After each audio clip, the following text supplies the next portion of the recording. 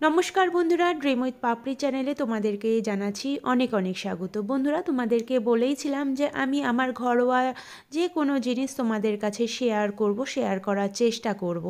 তো আজকে দেখো, এই একটা আমার কৌটো ছিল, সেই কৌটোটা হচ্ছে যে ব্ল্যাঙ্ক সিডি আগে খুব ব্যবহার হতো, ব্ল্যাঙ্ক সিডিগুলো রাখার জন্য এই ধরনের কৌটোগুলো থাকতো।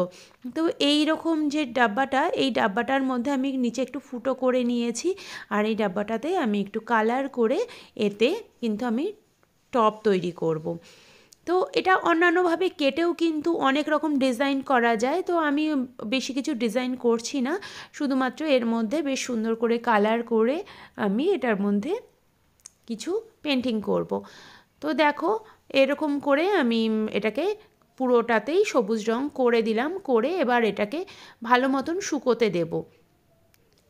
এটাকে যতক্ষণ না শুকনো হবে, দেখো এখন শুকনো হয়ে গেছে। শুকিয়ে যাওয়ার পরে এখানে আমি ব্ল্যাক দিয়ে, দেখো বন্ধুরা, আমি আঁকছি, তোমরা এটা দেখে নাও।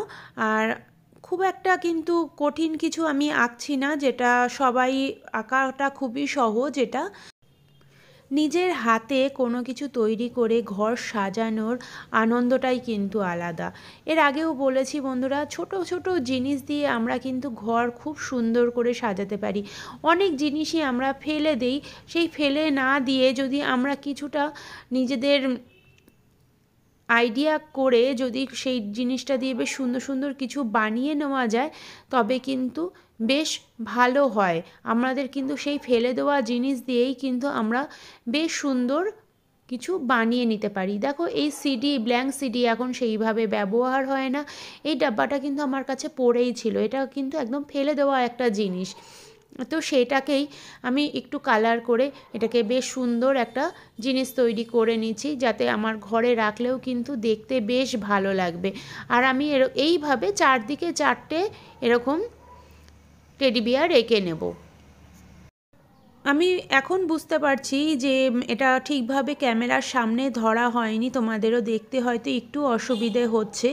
কিন্তু বন্ধুরা, যখন আসলে করা হয়েছে তখন আমি এতটা খেয়াল করতে পারিনি যে আমার ক্যামেরাটার মধ্যে কতটা এটা দেখা যাচ্ছে। তো একটু অ্যাডজাস্ট করে তোমরা দেখে নিও। এইভাবেই আমি চারদিকে চারটে এঁকে নেব। তো দেখো, বেশ ভালোই লাগে কিন্তু এরকম হাতে করে যদি আমরা নিজেরা ঘরে কিছু বানিয়ে নিই। যদিও আমি এই আইডিয়াগুলো অনেক সোশ্যাল মিডিয়া থেকে, অনেকের অনেক রকম রিলস থেকে আমি এগুলো আইডিয়াগুলো নিয়েই। তো সবাই আমরা, আমার মনে হয় সবাই কারোর থেকে না কারোর থেকে এই আইডিয়া আমরা সবার থেকেই নেওয়াটা যায়। আর বেশ সুন্দর করে একটা বানিয়ে নিলাম। আর এর মধ্যে যে আমি গাছটা লাগাবো, সেটা ইনডোর প্ল্যান্ট লাগালেই ভালো। এটা বাইরে রাখার থেকে আমি যদি ঘরের ভিতরে এইরকম কোনো টব রাখি, দেখতেও বেশ কিন্তু সুন্দর লাগবে। তো আমি এরকম করে দেখো এটা বানিয়ে নিচ্ছি, আর এটা শুকোতে দিচ্ছি। আর শুকোনোর সঙ্গে সঙ্গে আমি অন্যদিকে কিছু এঁকে নেব।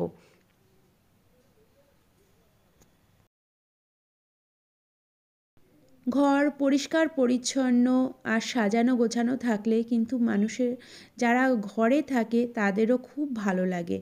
আর ঘর গুছিয়ে রাখার সবথেকে বড় একটা পদ্ধতি হলো, আমরা যখন যেই কাজটা করব, যেই জিনিস দিয়ে করব, সেটা যদি সঙ্গে সঙ্গে আমরা ঠিকঠাক জায়গা মতন রেখে দেই।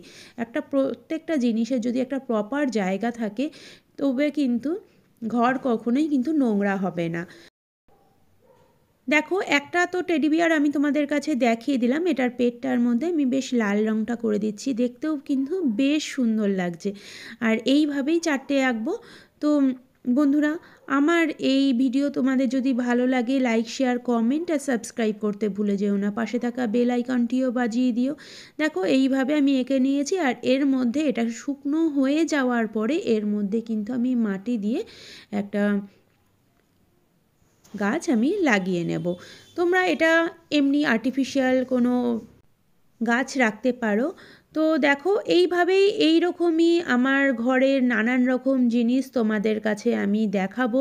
আশা করছি তোমাদের এর থেকে নতুন নতুন কোনো কিছু আইডিয়া তোমরা পাবে। আবার যদি তোমাদের মনে হয় এই রকম না করে একটু অন্যরকম কিছু করা যায়, তবেও কিন্তু আমাকে কমেন্টে তোমরা জানিও। আমার কিন্তু ভীষণই ভালো লাগবে তোমাদের মতামত জানতে পারলে।